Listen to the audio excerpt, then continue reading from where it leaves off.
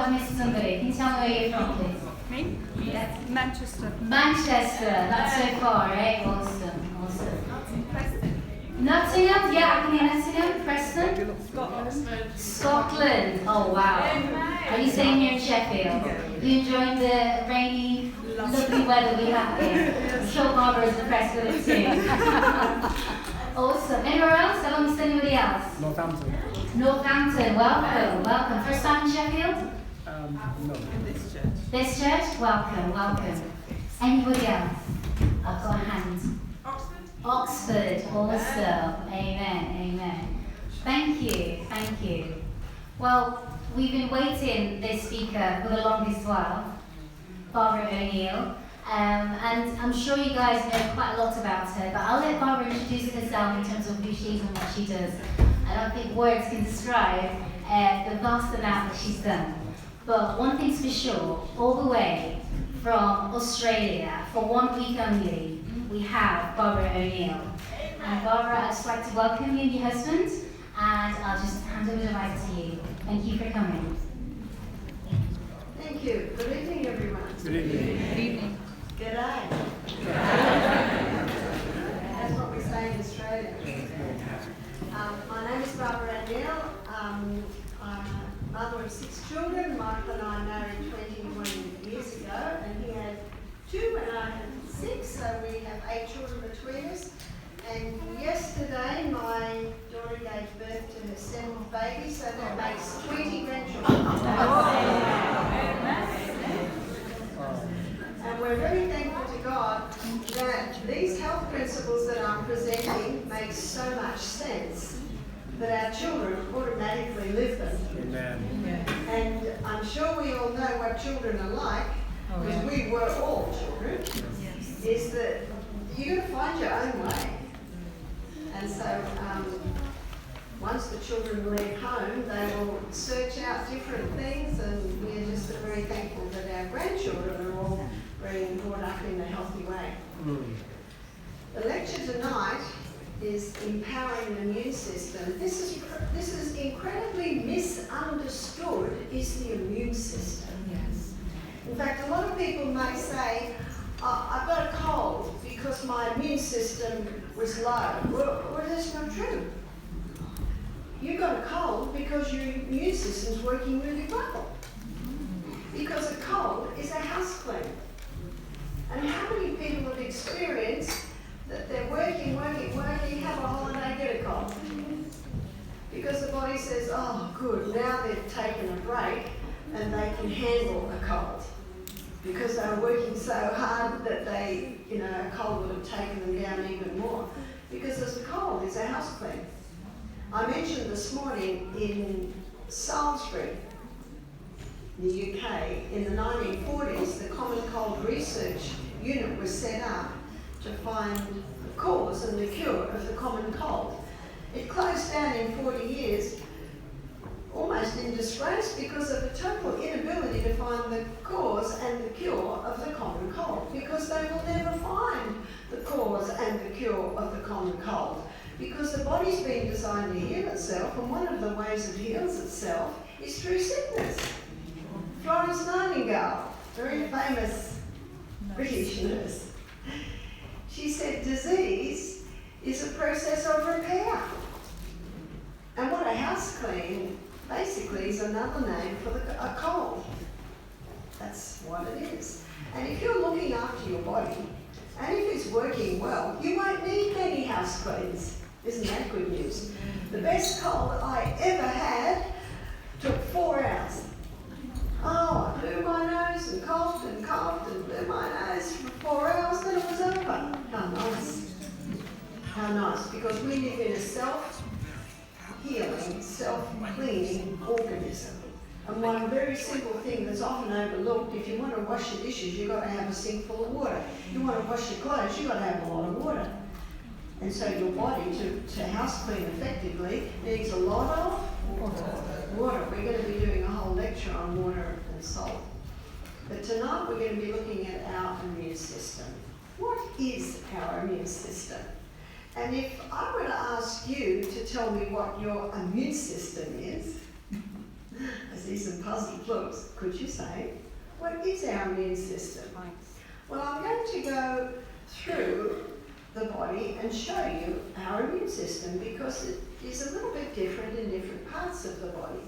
Notice that we're covered in skin, and that skin is probably the main or first line of defence, because if the skin is broken and the tissues and the blood's revealed, very quickly pathogens can get in. Is that right? So when we graze ourselves, we're careful to wash it. Is that right? Get any dirt off and then maybe cover it, because that's what the skin does. It's your front line, basically, of your defence system.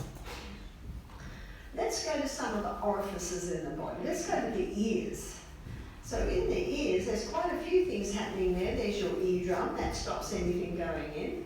But this side of the eardrum, there are little hairs, and the ear also creates like a waxy substance, and all of those are designed to stop any harmful pathogens getting in. Now let's go to the eyes. With your eyes, you've got eyelashes, and notice if anything comes close to the eye, we blink. And those eyelashes and the blinking are designed to keep any foreign objects out of the eye. But sometimes they come in so fast, like my husband rides a motorbike, he has since he was 14, and he doesn't like wearing helmets or glasses or anything. And sometimes bugs get into his eye. So what happens when a little bug gets into the eye is when it gets into the eye, there's like a mucus covering the eye, and so that covers the bug.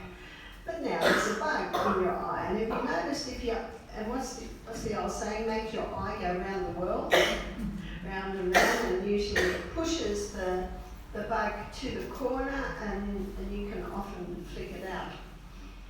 So there's some defence systems to stop anything getting into the eye. Let's go to the nose now. Nose is an amazing thing. Nose warms the air, purifies the air, and it moistens the air. So the air going in through your nose is more prepared to enter into your lungs than going through your mouth. In our lecture at 1 o'clock today, we looked at sinus problems and how many allergies cause the build-up of mucus there, which can sometimes prevent people breathing through their noses. Now, when the air goes into the nose, the nasal cavities, if it's pure air, it's light, and it'll go straight through to the trachea and down into the lungs. But if it has any dust on it, it'll be heavier, and it'll start ricocheting all around the nasal cavity, and the moving all around the nasal cavity causes the dust to drop off, and then the air becomes light, and then it can go through to the trachea down into the lungs. And every now and then we have to blow our noses, is that right? And sometimes they're dark, an indication of how the nasal cavity and all the hairs cleaned the air. Now, if it's not totally clean and gets down into the trachea, lining the little bronchioles in the lungs are little hairs that are constantly pushing things up.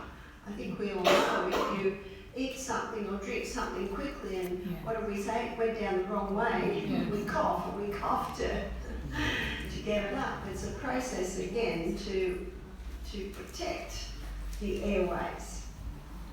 Now let's go to the mouth again. There are two little basically tunnels, we'll say, that go down at the back of the throat. One goes down into the lungs and one goes down into the stomach. Are you familiar with your epiglottis? Yes. The epiglottis is when we swallow, that epiglottis closes the little tunnel going to our lungs and opens the one into the esophagus, into our stomach. So the epiglottis basically protects the lungs from any food that you're eating going down that way. And if a bit of food gets down, that's when we start coughing, is that right? To get it up again. And it goes, so the food that we eat the drinks, they go down into our stomach. And into our stomach is quite an amazing defense system in there. And in my book, Self-Heal by Design, I have a whole chapter on the stomach, and we'll be looking at digestion in some other days. But the frontline defense system in the stomach is your hydrochloric acid. Your hydrochloric acid is so strong that if one drop were to go into your skin, it would burn a hole in your skin. So your hydrochloric acid has a couple of roles. One role is to unite with pepsinogen to release pepsin that breaks down your protein. So yes, it is a main part of breaking our food down. But hydrochloric acid has another role. In fact, in the book I call it the stomach's secret weapon, and it's hydrochloric acid, because hydrochloric acid is antifungal and antibacterial. So if we happen to eat some food that has some bacteria or yeast on it, the hydrochloric acid will kill it. I have a book on the physiology of digestion by Dr. William Beaumont. It was written in 1833, this book. And the book is about one of Dr. William Beaumont's experiences at the age of 25 of being called to an accident in a trading store where a young man, who was only 18 at the time, there was an accident in the store with a gun, and the shot went and shot out part of his stomach and part of his ribs. Dr. William Beaumont said the young man wouldn't live, but every day when he visited him, he was reviving.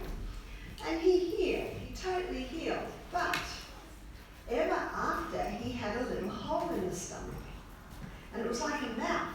And what Dr. Beaumont would do, he'd put a piece of food on a silk thread and put it into the stomach, and he'd pull it out every hour and have a look at it. In fact, Dr. William Beaumont's experiments changed the view of nutrition totally, because he was able to assess how long digestion took. And what he did, he used to pull out with a syringe gastric juice, and he put it into vials, and he put some rotten meat in one day, and within 20 minutes it had dealt with it. So if someone has very strong hydrochloric acid, you'll find that they probably will never suffer from food poisoning, because your hydrochloric acid is designed to kill off any strong bacteria or pathogens, I should say, that come into the stomach. Now, a lot of people water down and dilute their hydrochloric acid, and the way they can do this is eating all day long, because our body was designed, our stomach, to eat, allow digestion to take place. And Dr. Beaumont showed very clearly that digestion takes between 3.5 to 4 hours. And then the stomach loves a rest, and in that rest time it's able to reproduce the gastric enzymes again. So that means 5 to 6 hours between meals. The only way you can really do that is to have a high fibre diet. That's all plant foods are fibre, generous proteins, that's your legumes, nuts and seeds, and your healthy fats. So that balanced food program, which we'll be pursuing later in the week, that actually ensures that digestion is going to take 3.5 to 4 hours, and then you can have that hour's rest. Some people say to me, I've got a very acid stomach. I say, fantastic, because it should be. And did you know that dogs have about 6 times the hydrochloric acid that we do? Do they get heartburn? Do they get stomach ulcer? No. The cause of stomach ulcer is not too much acid. The cause of stomach ulcer is usually dehydration, because the lining of the stomach should have a thick mucosal wall lining it, and if the person's dehydrated, they're not going to have enough water to make that thick lining. And our hydrochloric acid is made in the liver from water. So 2 cups of water yesterday enabled my liver to make enough hydrochloric acid for breakfast today. 2 cups of water yesterday enabled my liver to make enough hydrochloric acid for lunch today. Now, as a rule, I just eat 2 meals a day. So I needed 4 cups of water yesterday just to make enough hydrochloric acid to digest my meal today. So water has a lot to do with ensuring that you've got enough hydrochloric acid. And when I say water, I mean drinking enough water the day before, so you've got enough hydrochloric acid for the day, and not drinking with your meals. So we should be stopping water half an hour before the meal, and then resuming drinking about an hour and a half to 2 hours after the meal. If you're thirsty after a meal, obviously a mouthful of water is not going to make a huge difference. It's more a glass or two of water with the meal will dilute that hydrochloric acid. So there's a time to drink water and there's a time that it is best not to drink water. So all of these things are important to ensure that you have enough hydrochloric acid, not only to help with the digestion, especially of your protein, but also remember what it is. It's one of your frontline defences against harmful pathogens getting into the body. Further down the gastrointestinal tract, lining the small intestine, are villi. So I'll illustrate this.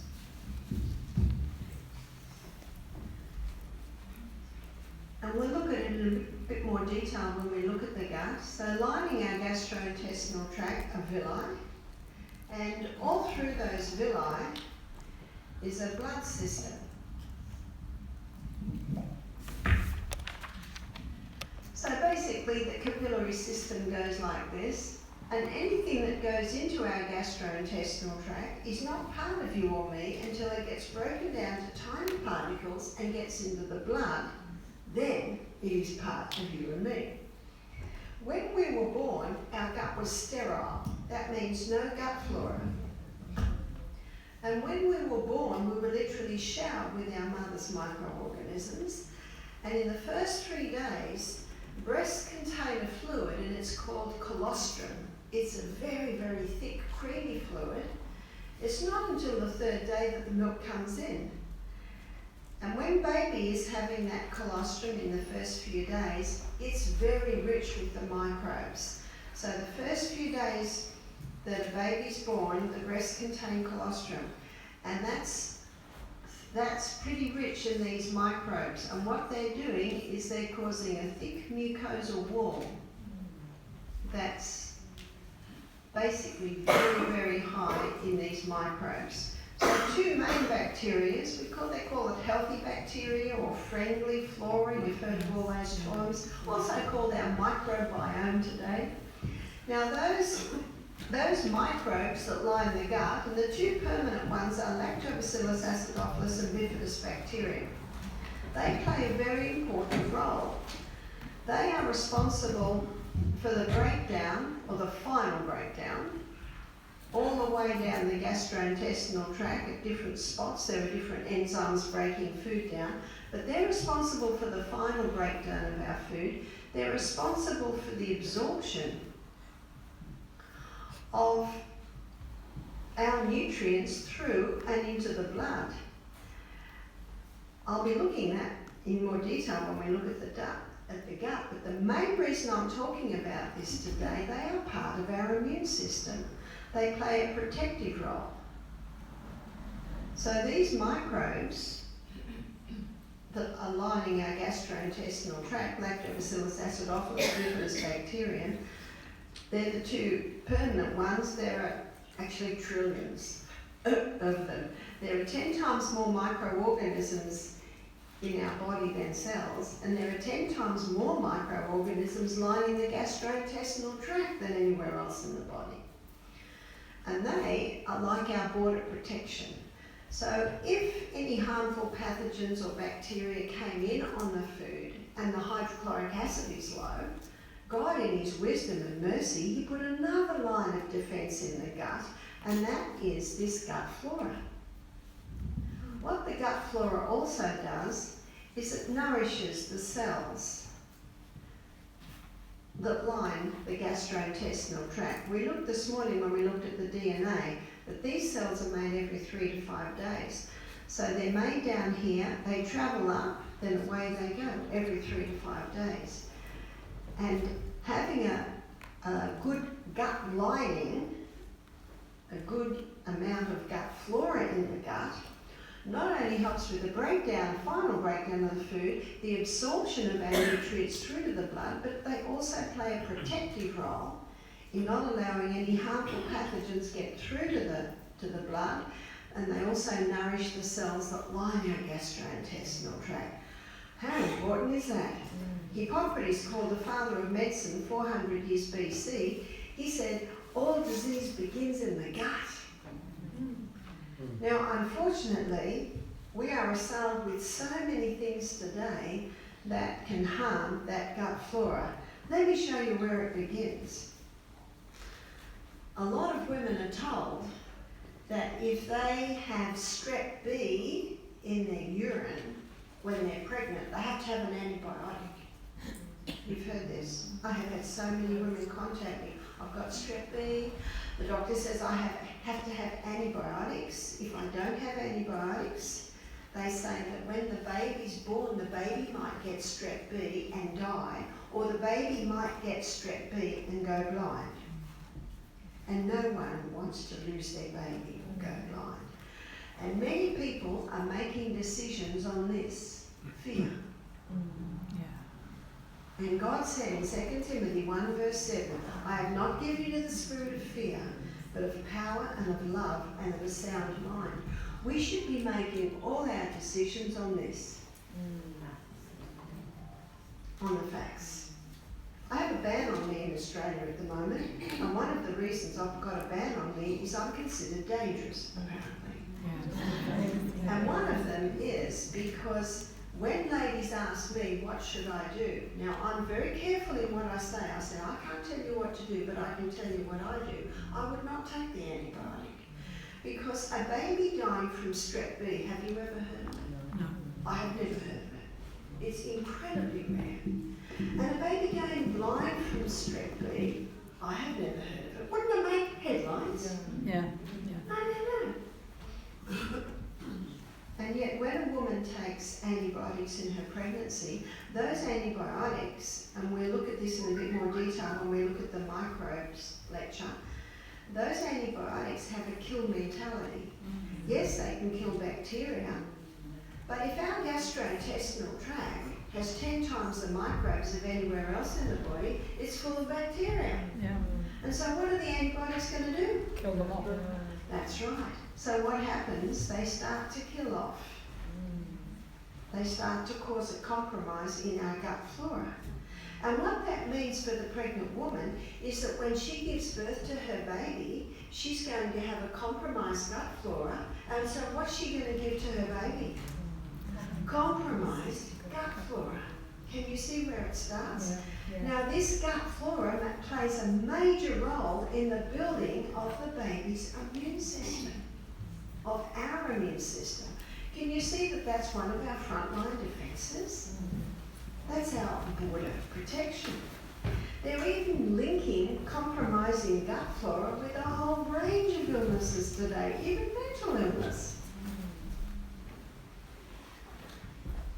My sister is a senior science teacher, and when she teaches about the immune system, she says to her students at the end of her presentation, see, the body was designed to heal itself.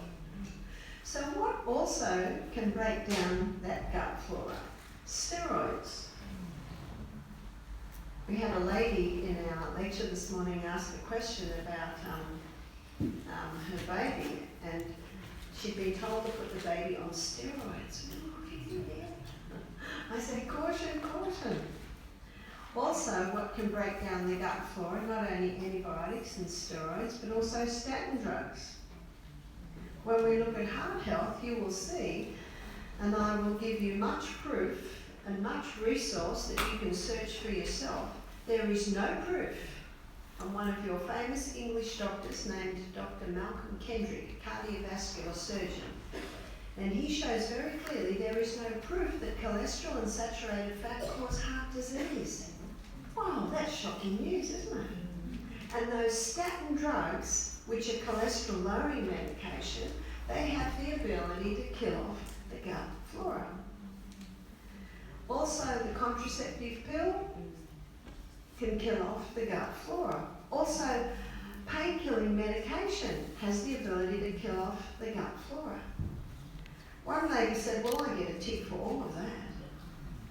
So what's happening now, when you've got a compromising gut flora, you've got a compromise in the final breakdown of the food. You've got a compromise in the absorption of the nutrients, but as we're specifically looking at in this lecture, your immune system, your border protection is compromised. You know what that means? Harmful pathogens can get into the blood that should never be in there. So the $1 million question is, well, how do we build them up if we've been subject to all of that?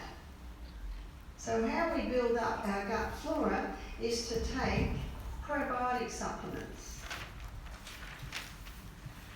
If someone's been on any of the medication that I just mentioned, they will need to take a probiotic supplement. The probiotic that we sell, it's got 5 billion acidophilus and 5 billion bifidus in a quarter of a teaspoon of that powder. Sometimes you'll find probiotics and they've got a whole list of different healthy bacteria. So some people say, well, which is the best? Well, the Lactobacillus acidophilus and the bifidus bacteria are the two permanent, so all the others are produced from that. And so one lady said, well, you're talking about probiotics, what are prebiotics? Have you heard of prebiotics? Yeah. Prebiotics is basically just vegetable fibre. So if you're having vegetables and fruit, you're getting the prebiotics. And of course, prebiotics is supposed to lay the groundwork for probiotics. Pro means for, biotic means life. So probiotics have these healthy or the friendly bacteria in the gastrointestinal tract. Now there are some certain foods that naturally create it. Foods like sauerkraut. You've heard of sauerkraut? Yes. And also yogurts. And I know in Australia they're starting to sell a very nice coconut yogurt. You have to be careful because a lot of yogurts have a lot of sugar in them. Yeah. And sugar can kill off the healthy bacteria. Especially that refined sugar. I'm not talking about maple syrup. I'm not talking about honey. I'm talking about the pure crystallized acid that's been extracted from the sugarcane plant, which is the pure sugar. Also miso, you familiar with miso? Yes. It's a cultured, you can get, it's a cultured food. They culture in big wooden vats for several years soybean paste. You can also get barley miso, rice miso, and that makes a lovely flavouring for soups and stews and even your lentils. Even put a teaspoon of miso into a cup of hot water is a nice savoury broth drink of an evening. Kefir, I don't know if you're familiar with kefir. So there's these cultured foods, and many people, if you look at many different people on the planet, you know, traditionally, many cultures had a cultured food as part of their food program. So probiotic help to replace that healthy flora on the gut. By the way, if a baby's born via cesarean section, they don't get as much of the healthy flora because when a baby's born through the birth canal, the first breath they take is air that's coming out of the anus, which has got the mother's bacteria in it. I was watching one show called The Gut Reaction. It was a documentary, and there was an obstetrician who said, we always thought God made a mistake putting the anus so close to the birth canal. And 40 years ago, every time a woman went in to have a baby, she was given an enema. Because they wanted to clear all that out. They didn't want the baby to go anywhere near what was next door. Yeah. Notice what he said, we always thought God made a mistake. And then he said, but we now know it's a perfect design. Because when the birth canal stretches open with that head coming through, the anus also does. And the air coming out of there is perfectly designed for those first few breaths. What are they breathing in? do you remember what I said? When the baby's in utero, the gut is sterile, no gut flora. So the vaginal birth is very, very important. So what about a caesarean birth? What they have found that babies born by a caesarean section have more skin flora in their guts because of the first air they're breathing. So for babies born by a caesarean section, ideally the mother should paint her nipple at the first feed with a little probiotic powder, and that will help to replace that gut flora. And of course breastfeeding also contributes to it. So we're looking at how a person can build up their gut flora again, the probiotic. Now ideally the probiotic powder should be taken 3/4 of an hour before breakfast. Because if it's taken with the meal, that strong hydrochloric acid, what do you think it'll do to the probiotic powder? So your hydrochloric acid basically is fairly dormant or asleep and not released until you smell food and think, and see breakfast. Then the stomach begins to release the enzymes in the gut. So when you wake up in the morning, there's not a lot of hydrochloric acid in your stomach. So that as soon as you wake up, 3/4 of an hour before breakfast, that's the closest to breakfast. You certainly could have an hour before and an hour and a half before breakfast. When you wake up in the morning, the valve at the bottom of your stomach is open, unless you went to bed with a huge meal in your stomach. But that bottom pyloric sphincter valve is open, so when you drink warm water in the morning, it just goes straight through. So when it has the probiotic powder in it, it'll go straight through on its way down to the small intestine and the colon, which is where you want it. In Psalm 104 verse 14, the Bible says that God gave herbs for the service of man, and there are 2 herbs that coat, soothe and heal the lining of the gut. One is cyprium,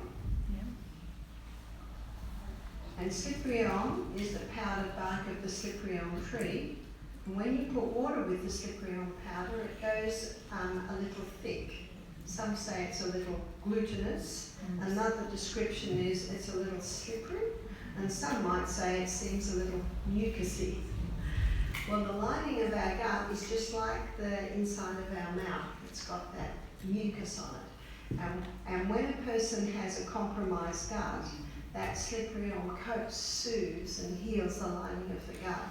Cyprium contains a growth stimulant, so it stimulates rapid healing in the cells that line the gut. So ideally a person might take it before breakfast and maybe just before bed at night.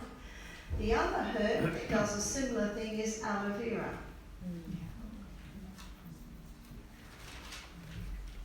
I have a lot of aloe vera at my house. In fact, it's all around my house. And I know that it doesn't like snow, does it? No. So it's very easy to grow in pots, I think, every house. And what I love about your houses is the huge windows. In fact, the rooms that we're staying in, it's got the biggest windows I've ever seen. They almost go from ceiling, not quite to floor mat, that far off the floor. And so that's a beautiful spot to grow your aloe vera, is where it's getting the light. How do you take the aloe vera? You can cut the leaf and peel it, so you've got that gel. You could blend the gel with a little water or a little juice, or you could just mash it with a fork. And the other thing that you can do, and this is what we do at our retreat, we cut an aloe vera leaf, because we've got a lot growing at our health centre. So we cut a big leaf of an afternoon, and we sit that leaf in a glass, and in 1 hour all the yellow slime, because just lining the skin is a yellow slime, and that can be irritating to the gut, and in 1 hour all that yellow oozes out, and then you just slice the very bottom off, and then you cut it skin and all, maybe little 1/4 inch slices, and then we put maybe 2 big leaves in 2 litres of water, and you let it sit overnight, and then you drink that water all the next day. And what we do, as the water's drunk and getting down, we just fill the whole jar up with water again. And you can continue to do that. We put a few mint leaves in, because not everyone's excited about the taste of aloe vera. Or you can put a squeeze of lemon in, but that's a great way to get that aloe water in to coat and soothe and line the gut. Number 3, we're looking at how we can heal that lining. Stop. There are some foods that are particularly irritating to a compromised gut. One is the hybridized wheat. Wheat was hybridized in the 50s, went worldwide in the 70s. By the 1990s, every pasta, bread, cereal, cakes, biscuits, donuts, all made out of this hybridized wheat. And the hybridization of the wheat created an incredibly complex protein or gluten structure. So very difficult for the gut to break down, and it can be very irritating to this. Also, dairy and refined sugar. These 3 things are almost like kerosene to a fire on a compromised gut. When we look at the gut in another lecture, we'll be looking at this again, because that's basically how you can heal it. What we're specifically looking at it today is we're looking at the immune system, and remember that gut flora is part of your immune system.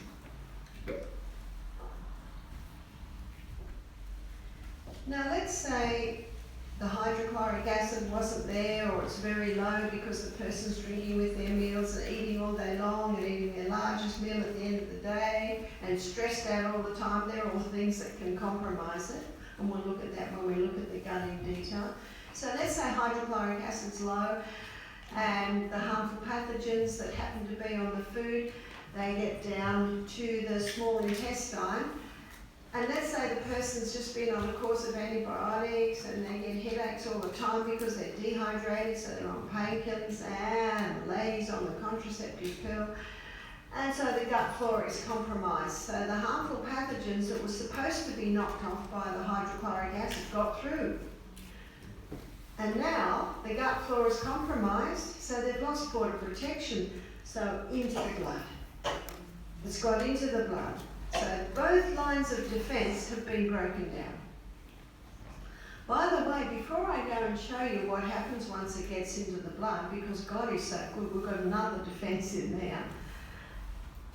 Medicine's answer for helping your gut flora today is to have fecal transplants. Have you heard of it?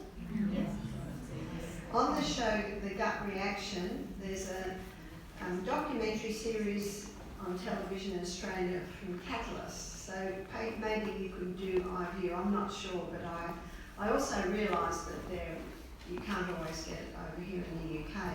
But let me tell you what they talked about. They talked about the microbes and the importance of the microbes, and they talked about this fecal transplant. So when someone has compromised gut, and maybe the symptoms are they've got very bad diarrhoea and they've been diagnosed with irritable bowel syndrome. So what they do is they take the feces from a healthy gut and then they mix it with water and put it in a blender. Yes. What I'm telling you is true. Yes. And then they put it in a huge syringe, and then they put the person under general anaesthetic and they inject it into the colon, the healthy bacteria, or the healthy bacteria that's in the healthy person's feces. And then they interview the person a few weeks later and the diarrhea's stopped and everything's going much better. What's never addressed is what they're eating. What's never addressed is what caused that in the first place. And a man rang me up one day and he said, my 15-year-old daughter, she's had irritable bowel syndrome for a while. And I said to her, has she changed her diet? She's not interested in changing her diet. Oh, right. And he said, we've just paid $10,000 to have a fecal transplant. And she went quite well for a while, but then because she doesn't live very well, she got a very bad cold, so they put her on antibiotics, and guess what happened? She's back to square one. He said, what will we do? I said, is your daughter interested in changing her diet? He said, no. I said, well, unfortunately, there's not much I can do. What a pity. But can you see that maybe that poor girl will need to get very sick before she will consider what really needs to be done. What the fecal transplant will do is the person will be, they can get results fairly quickly because of that. Doing it the way I'm suggested, well, I find people within a matter of days they're starting to improve, but you have to give it time. You have to give it time, and you give it the right condition, and that gut flora will build up. So now let's go back to the scenario I just mentioned. The hydrochloric acid is weakened, the gut flora is compromised, and the harmful pathogens get into the blood. So what happens now? Well, in the blood, we've got another amazing line of defence, and they're your white blood cells. You've heard of your white blood cells? Now, we have 5 different types of white blood cells. We have neutrophils. Now, the neutrophils are the most numerous. The neutrophils make up about 62% of the white blood cells. And then we've got monocytes. And they make up about 10%. And then we've got lymphocytes. The lymphocytes are the white blood cells that are made in your lymphatic system, specifically in your lymph nodes. So, for a moment, let me talk about your lymphatic system, because your lymphatic system sweeps away waste from the tissues. Remember I said we have a self-cleaning, self-healing organism, and the lymphatic system is a very important part of keeping the house clean, so to speak. And your lymphatic system is like a network of capillaries all through the body, and it has a whole lot of little gates, and they're one-way gates. Our blood system has a pump, and that's the heart, but the lymphatic system doesn't have a pump. Basically, it's body movement that stimulates the lymphatic system. And those little valves are one-way valves, because we don't want the waste to go back into the body. So movement, that's why exercise early in the morning stimulates your lymphatic system to movement, and that lymphatic system can be cleaning away waste all day.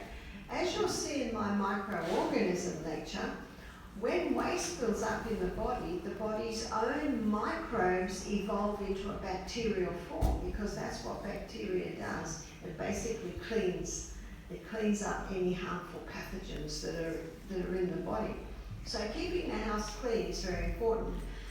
And when your lymphatic system is working well, and of course exercise every single day is very important for that, then waste is going through the lymphatic system into the lymph nodes, and your lymphocytes in your lymph nodes are able to basically engulf and deal with any pathogens, and then the waste from that is dumped into the blood.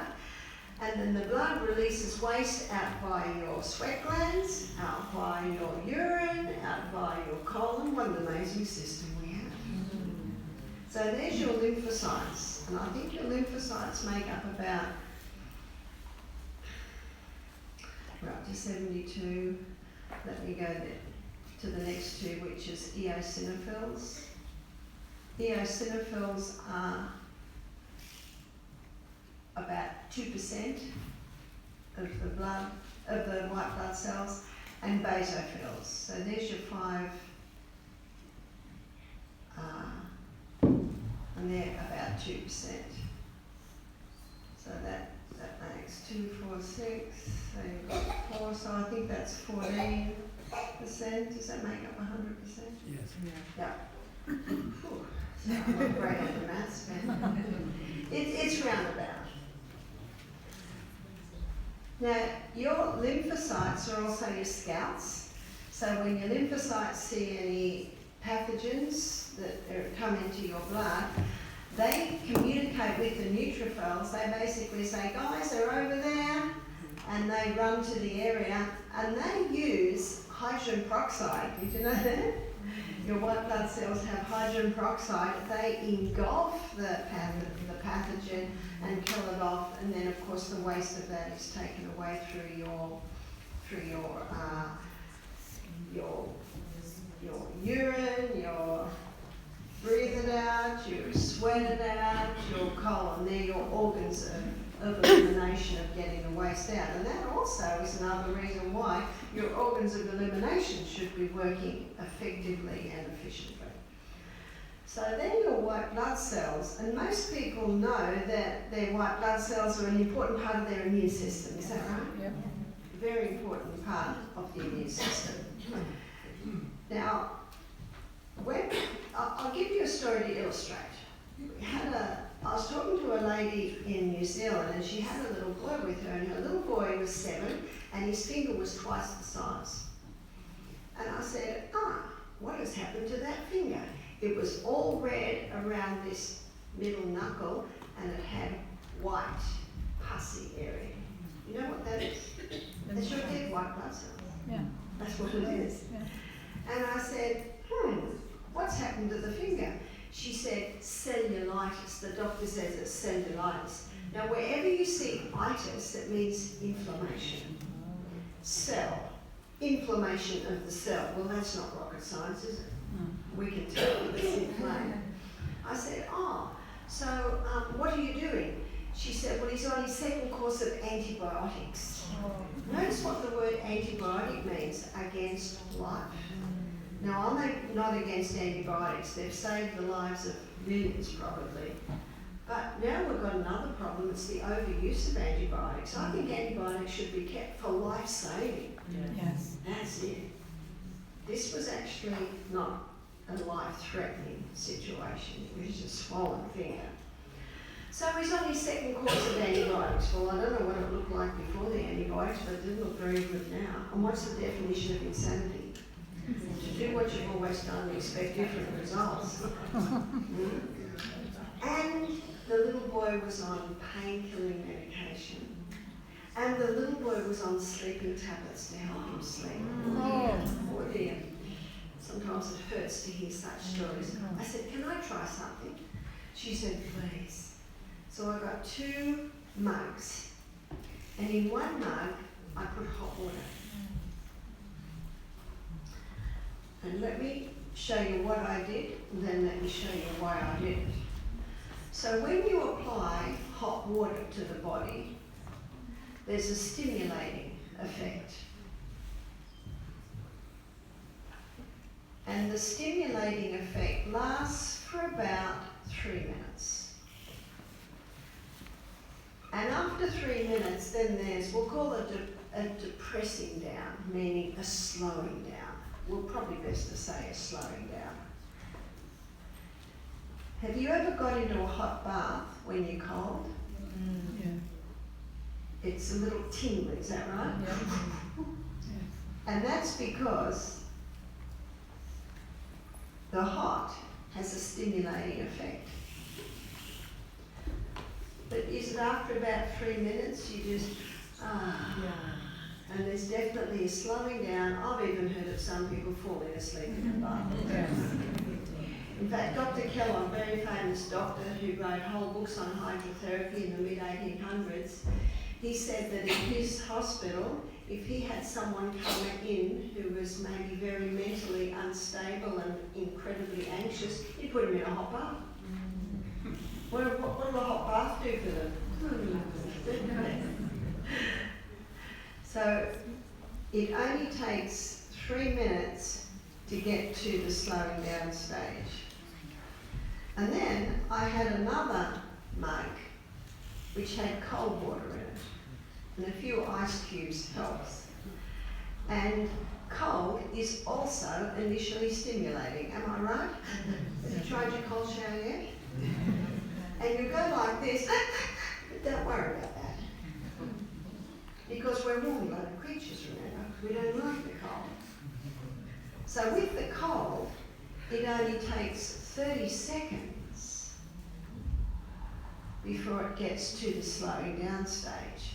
So hot is stimulating for 3 minutes, cold is stimulating for 30 seconds. So what I did was I put his finger in the hot for 3 minutes. Now what I did was I'm going to put his good finger in and be happy with the temperature, and then put his sore finger in. Now you can make the first hot warm if it's too hard for the person, because after they've been in cold for 30 seconds, when they go back to the hot, they hardly feel it. It's very important to work with a person's mind. So I always get the person happy with what they're doing. So we put it into the hot for 3 minutes.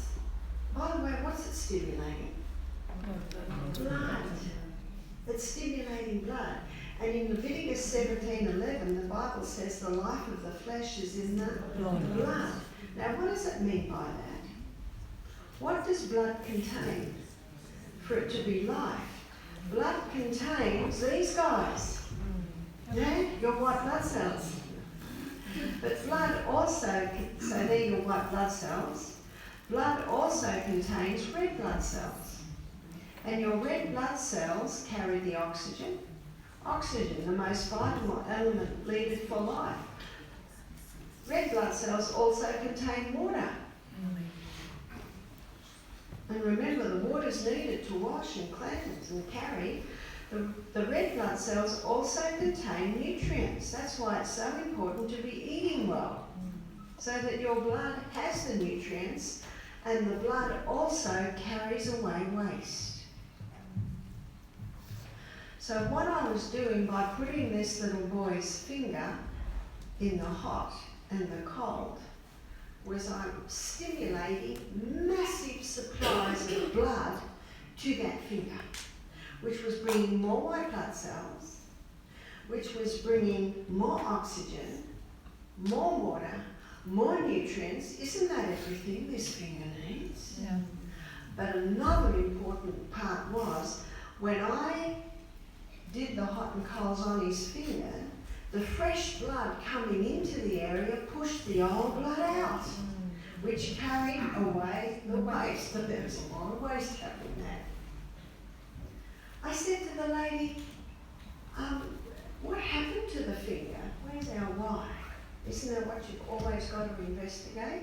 Because you don't wake up in the morning with a finger looking like that. What's the old proverb? Proverb 26 verse 2, the curse causeless shall not come. She said, oh, he had a blister on his finger and it broke and he was playing out in the dirt with his matchbox cars. Don't little boys love matchbox? Yeah. So what's the next thing that's going to happen? Remember, you lost the front dome defence, which is the skin. So dirt got in, and the body did an amazing thing there. It immediately sent the lymphatic system, which swelled up the area. It sent the white blood cells, that's all the pus on top. So it's doing the best it can. But what often happens in an injury, the blood tends to sit or pool in an area. And it needs us to come along and help it. And that's what the hot and colds do. So we did 3 minutes hot, 30 seconds cold. While it was in the cold, we had a kettle of boiling water and we put a little bit more hot in. Get him to put his good finger in, he's happy with that. So before the blood's got time to slow down, we plunge it into the cold. Before it's got time to slow down, we plunge it back into the hot. Before it's got time to slow down, we plunge it back into the cold. Can you see what we're doing? And then that's done 3 times. 3 times is enough because it can exhaust the body. So we just want to work with doing the body at its peak. After he'd been in the hot the second time, a big smile came to that little boy's face. Why?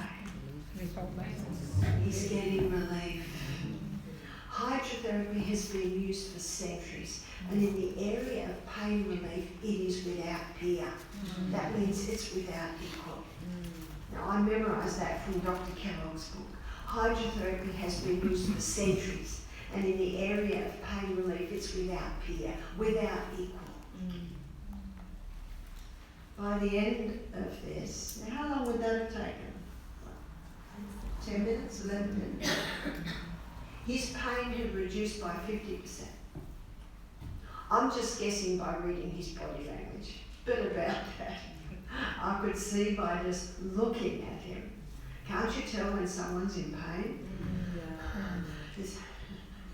A good nurse knows to read the patient rather than what they say. Yes.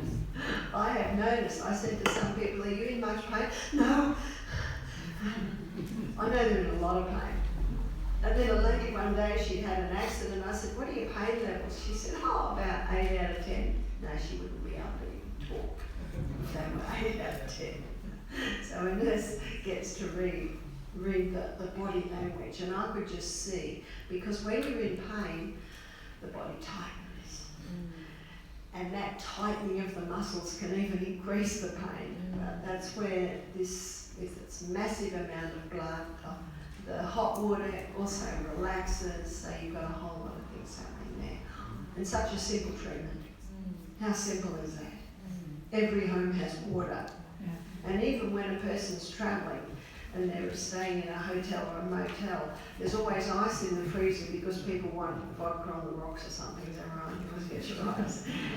And everyone wants their tea and coffee, so there's always a kettle. So no matter where you are, what you're doing, you can always do the hot and colds, yeah. So simple, very simple on a finger. You just use cups. If it's the foot, you'd use buckets. So depending on what it is and where it is. What about the chest? Well, you could do compresses for the chest, hot towels, and then the cold ice wipe. But basically, that's your time frame. Wasn't I kind with you this morning when I said 10 seconds cold after your hot shower?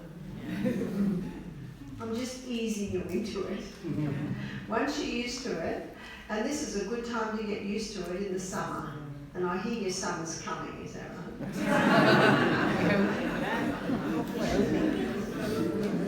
So by the time winter comes, forget the flu vaccine.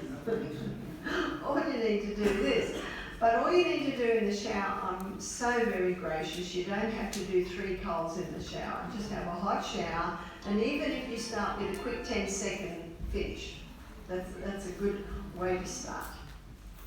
So not only did these hot and colds do everything I just said, which is bring more white blood cells, bring more oxygen, water and nutrients and carry away the waste, that hot and cold stimulates the bone marrow to make more white blood cells. And that's why the best way to boost your immune system is hot and colds. So I can see you're going to be even more enthused tomorrow morning to turn that hot potato off.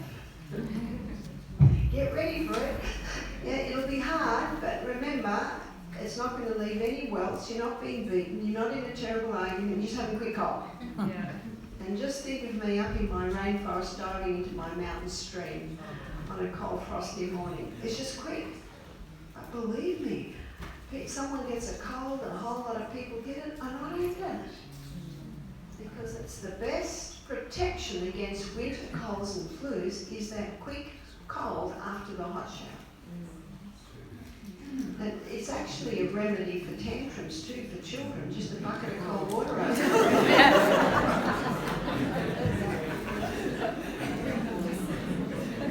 One lady said, that's terrible. I said, why is it terrible? Go to some hydrotherapy books, it's a wonderful tonic. And the next time the child goes to tantrum, just reach for the bucket. One lady said, but not in the winter. I said, oh, it's the best time. It's the most powerful. And if you're minding your grandchildren and the parents come home and the little boy says, Grandma threw a bucket of cold water over me. And they look at you and you say, yeah, he was getting a little bit hot under the collar. I just thought I'd calm him down. But if they won't even accept that, say, sorry, I just tripped. But it's a powerful treatment. It's the quick cold. And on a football field, on the edge, have they got buckets of hot water? No. No. What have they got? Buckets of ice.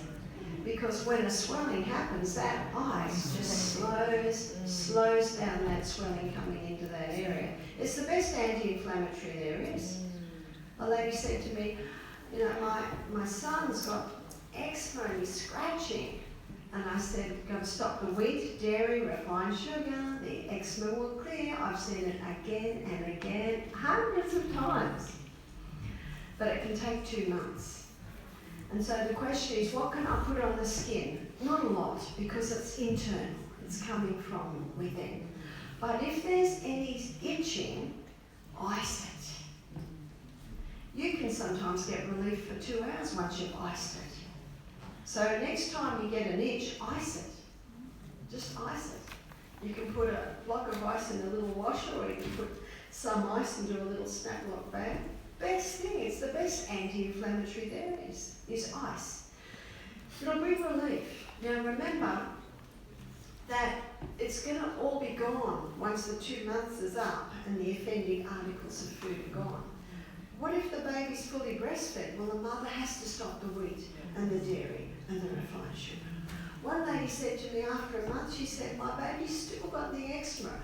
I said, be patient. You've got 4 weeks to go.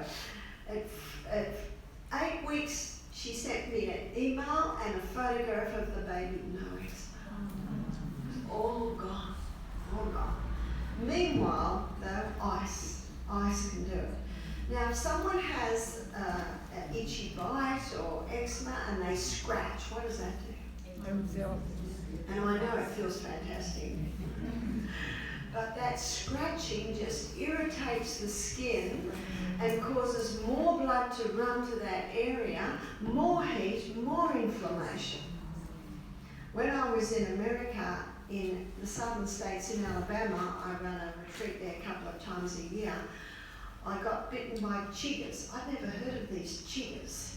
I just had these bites. I had about 6 on my legs. And I said to someone, what are these bites? And they said, chiggers. I said, chiggers? They said, they're a tiny little thing you can't see, but they burrow in under your skin. So what I did, and I only had to do this about 3 times a day, when they start to itch, I put a block of ice. And I'd put a block of ice on one till I couldn't bear it anymore, then ice on the other, and I'd go around 3 times on all my bites. In fact, I did it before I went to bed, and it'd take me about 10 minutes to ice every bite. And within 10 days, they were gone. Now, I've spoken to people who've had them for weeks, because most people scratch. And I did not scratch them once.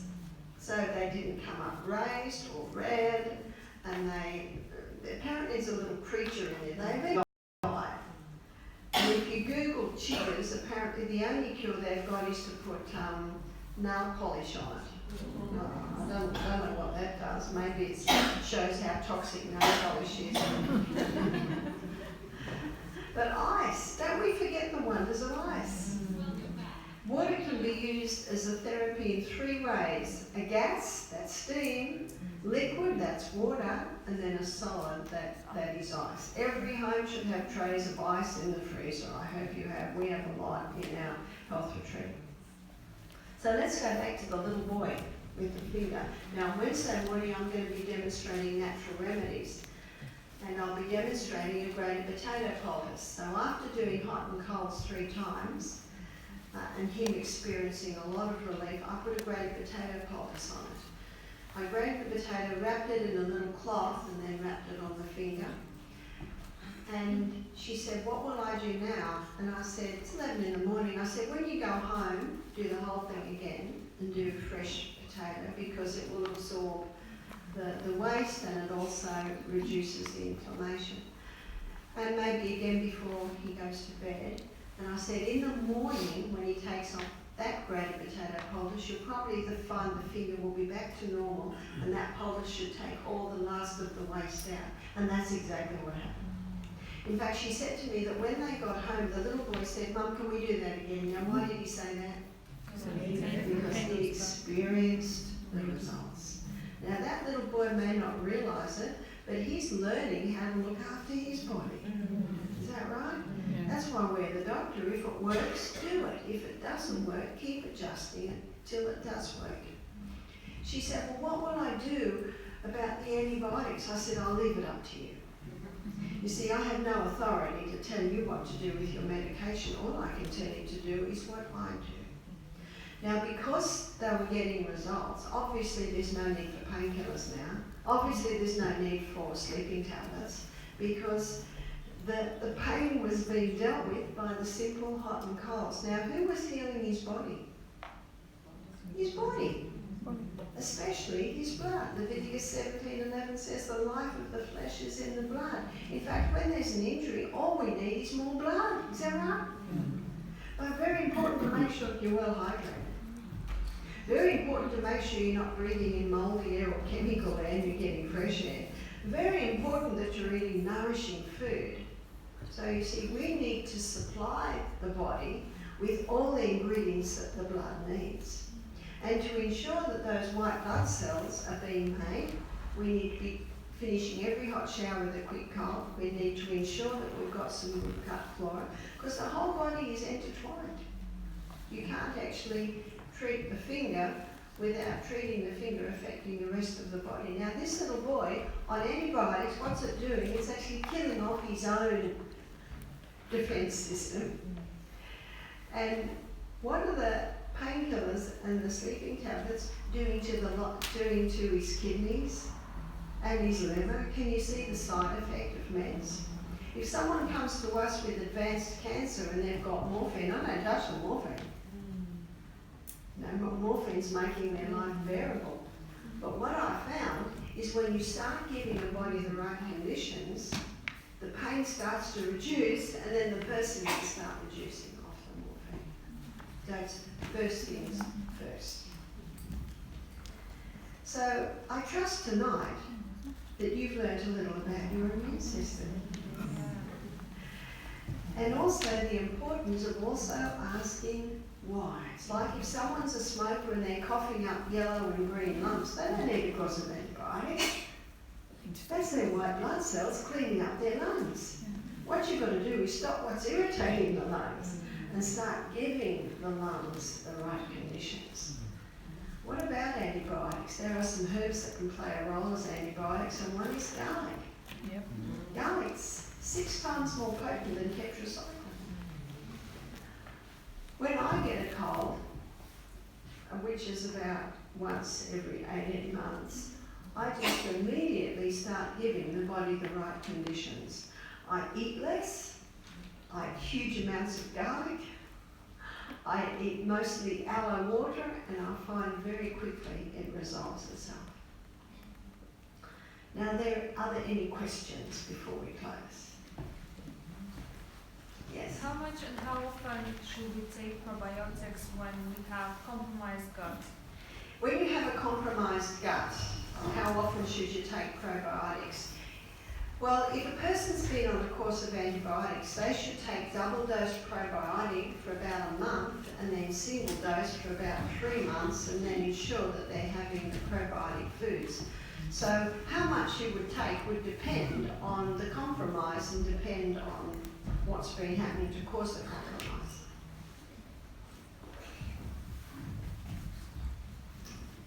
Yes? Hi, so what's the difference between, we don't have alcohol and vinegar because it's fermented, and then you have cultured foods which are also fermented? What's the difference? Are they? You see, there's a difference between fermented. Fermented is usually when it gets to producing alcohol, and alcohol's a neurotoxin, whereas cultured food is producing Lactobacillus acidophilus bifidus bacteria. But everyone that makes sauerkraut knows that if they let it sit too long under the wrong conditions, alcohol starts to be produced, then it's got to fermentation, and we don't want that.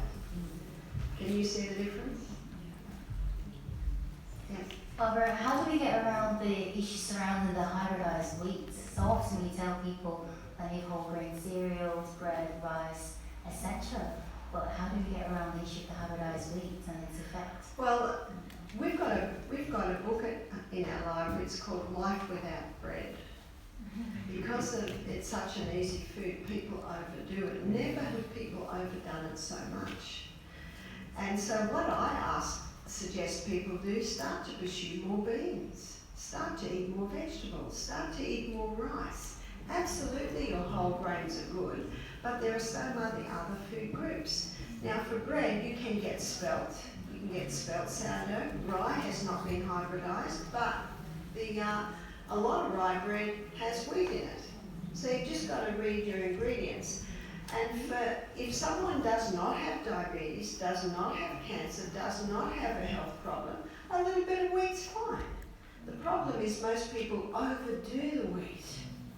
I eat a little bit of wheat. I don't eat much. But if I had diabetes, or if I wanted to lose weight, or if I had cancer, I wouldn't touch it. I wouldn't touch it until I'd conquered those problems, and then I might eat a little. And you can get wheat that has not been hybridised. It's called spelt or Inkenhorn. It's just a matter of investigating. Those breads are more expensive, but hopefully now it becomes a small part of your diet instead of a large part of your diet. So it's looking at alternatives. What does hybridised mean? Could you just... Hybridised means they've put the wheat through intensive crossbreeding. You see, wheat used to grow that high, and they wanted to produce a plant that had a high yield of wheat. That was to save the starvation crisis in India, Africa, Mexico. So they put the wheat through intensive crossbreeding, so they keep crossbreeding it. And they came up with a wheat that only grows this high, has a thick stem, and has a high yield of grain. So no one objects with doing that to help the starvation crisis, but what was never addressed is the effect it had on the starch, which we'll pursue in the diabetes, I think that's tomorrow night, but also what it did to the gluten or the gluten or the protein structure. It changed it. So it's not genetically modified, it's hybridised, intensive crossbreeding. Yes? You mentioned the probiotics. Sorry, the probiotics you take for a month and then half dose for 3 months. I mean, how do you know that your gut's been healed? When would it How be do you know used? that your gut's been healed? Well, it depends on the symptoms. Some people have constipation, some people have diarrhea. Dr. Kellogg said 3 intakes of food a day should equal 3 evacuations a day. So your body signs will tell you. And another sign of, probably the most common symptoms of an intolerance to wheat is brain fog and bloating. And many people have that, but just think this is what happens. So I guess your body's symptoms will give you an indication. Is it possible that you would need to stay on probiotics for the rest of your life, or is it something that you use to remedy the situation? No. Yeah. And I would suggest someone go on the probiotic if they've had the medications I spoke about, which definitely definitely cause a compromising gut flora. Once you've had that initial probiotic to get things back on track, then you can maintain it with sauerkraut, with miso, with your kefir, your yogurts and part of your diet. That helps. That's like your maintenance dose. And the same about with the slippery elm. How long would you keep taking the slippery elm? Morning, evening? Again, your body's symptoms, when everything starts working well. See, the body does knock at our door. And the knocking of the door can be discomfort, can be bloating, can be constipation or diarrhea. So when everything's working well, it's like if someone has compromised digestion, the stomach's not digesting, they know it. And if someone doesn't have a problem, they don't even think about their digestion. So, but unfortunately, many people have problems, and it's crept up on them to the point where they think that this is just me and this is how it happens, and it's probably because I'm getting old. What would you say about immunization in newborn babies? What would I say about immunising newborn babies? I think it's criminal. See, the human body's been designed to heal itself, and one of the ways to really slaughter the immune system is to vaccinate the baby. Vera Schneidner, she's a researcher in Australia, her and her husband were asked to put together mats to monitor babies' breathing, And they did, and they chose 60 families, 60 babies. And what they found was all babies' breathing was normal until vaccination. And then sometimes breathing changed markedly, sometimes minorly. When the company that got them to do it looked at it, they looked at it and said, there's the effect, the change in breathing, there's the cause, the vaccination. They closed the books and ended the study and stopped all the funding. Now, Vera Schneider and her husband, 2 PhD scientists, they were so alarmed that they took up the cause. And she's written a book on it, and the title of her book is 100 Years of Orthodox Research Shows that Vaccinations are a medical onslaught on an immature immune system. And she has a chapter in her book, and the chapter states, vaccinations cause cot deaths. So this was a woman who didn't think there was any problem with vaccination. Most people that are against vaccination used to be for vaccination. And then they investigated and they discovered that and as you can see by what I've just shown you, we've been designed to heal ourselves. We don't need vaccinations. Did you know that in the 1850s, all the sewage from London went into the Thames, and the people living in London drank the water in the Thames? No wonder the Black Plague happened.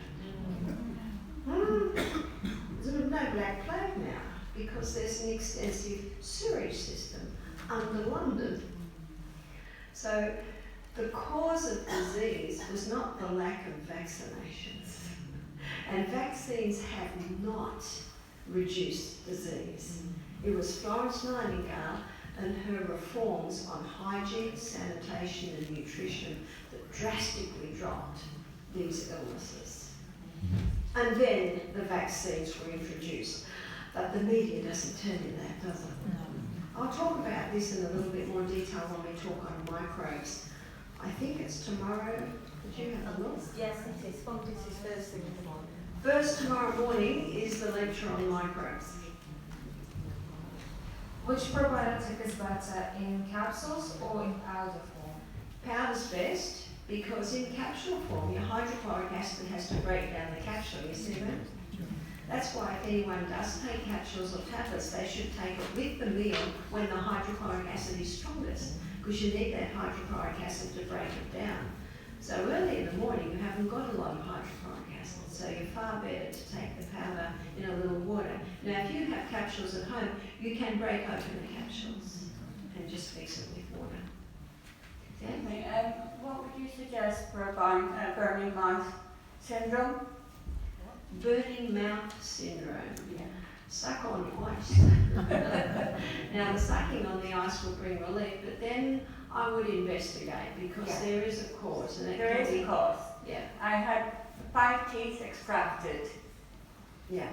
previously, and I've had 2 major car crashes just before I had the teeth extracted. Yeah. And I'm putting it down to trauma. Yes, it definitely can be. But investigation. They're yes. going to put me on antidepressants. Yes, well, if I were you, I would totally resist that because the medical research shows that antidepressants can cause depression. Yeah. That's very interesting. I've heard that. Yeah. What would you think? Now, are you familiar with oil pulling? Of what? Oil pulling. Oil pulling is putting a teaspoon of coconut oil in your mouth and swishing. Swish, swish, swish, swish for about 10 minutes and then release it out. Don't release it down the plug hole because it'll go solid and lock up your plumbing. Go outside and release it on the grass, have some water and rinse your mouth and release that out. Now what oil pulling does is it pulls waste out of the tongue, it pulls waste out of the glands and the blood under your tongue, but it also nourishes the gums in your mouth, so that's something else you can try. Coconut oil, you say? Coconut oil, Okay. that's right, that's right. You mentioned about garlic. Is it best to have it raw or cold? Well, not everyone can handle it raw. It's high in sulphur, and if someone has stomach ulcer, it can be a little burning on the stomach. And if that is so, I would suggest the person have a bowl of hot soup and crush the raw garlic into the soup, and that hot soup will just take the edge off it. And they're eating it with vegetables, so it's a little bit more calming on the gut. But ideally, you do it raw.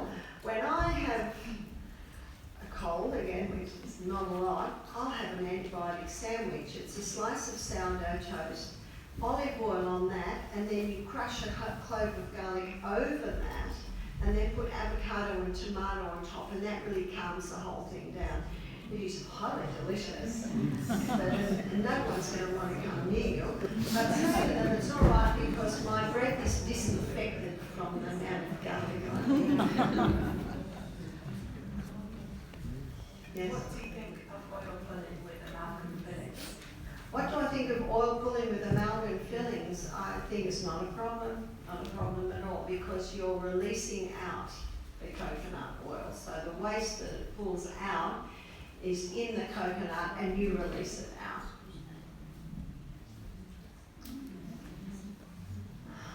That's all. Sorry, just one quick one. I have Raynaud's, so whenever my hands get cold, all the blood leaves my fingers, and it feels like they've been slammed in a car door. Now, we should never let our hands or our feet get cold. Got that? Yeah. Never.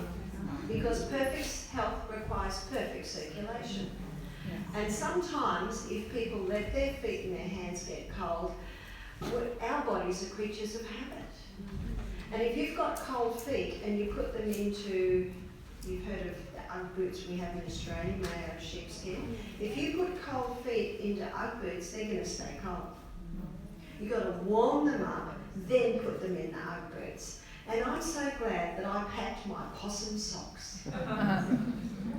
So possum and merino I've got very, very warm, because you ask my husband, he calls me a cold frog. I can get cold very easily, but I am not cold because I go great lengths to keep warm. So that's Great length. You've got to, as soon as you feel those hands getting cold, you immediately warm them up. Clap your hands, and if you've got cold hands, don't put them in hot water. Put them in lukewarm water, and then slowly warm that water up. So we might just take one more question, and then we'll finish, because I know everyone wants to get to bed early. It's 8:30. We should try and be in bed by 9 or thereabouts. All right, 9:15. Yeah? Yeah, that book that you mentioned by that couple, 100 Years of, could you tell us what it is? The title of the book, Yes. by Vera Schneider, 100 Years of Medical Orthodox. Sorry. 100 years of orthodox medical, see, it's gone from my mind. Research shows that vaccinations are an onslaught on an immature immune system. It's a mouthful, but I don't think she could put her title any other way, because the medical research does show that vaccines are an onslaught on a poor and immature immune system that's trying to be built up, and then it's slaughtered. Unfortunately, babies are vaccinated against Hep C in Australia when they're hours old. One lady said to me after her grandson had Hep B shot at birth, he was fed by an IG tube for 3 months. One doctor said, my baby is not a prostitute or a drug addict, so my baby's not having a strep B. See, how crazy is that? Sorry, Hep B. They're the only people that get Hep B is drug addicts and prostitutes, and that they're vaccinating newborn babies. That's why I say to parents, investigate. My husband has the title and he's got a loud voice. Vaccination, 100 years of orthodox research shows that vaccines represent a medical assault on an immune system. That's the title. An immature immune system. Cool. There it is. Vera Schneider. Vera Schneider. She's in her 80s now. Remarkable woman on what she did. Still doing well. I just spoke to her only a few weeks ago. There we go. And the medical profession hate her. That's why you're the doctor. Investigate. Before we close, let me pray for you. Father in heaven, thank you so much for bringing each one of us here today, and thank you so much for this amazing body you've given us with an inbuilt ability to heal itself. And I know that you will be with each one of us as we endeavour to get more out of our bodies by giving them the right conditions. Thank you for hearing our prayer, Father, for we pray in Jesus' name. Amen.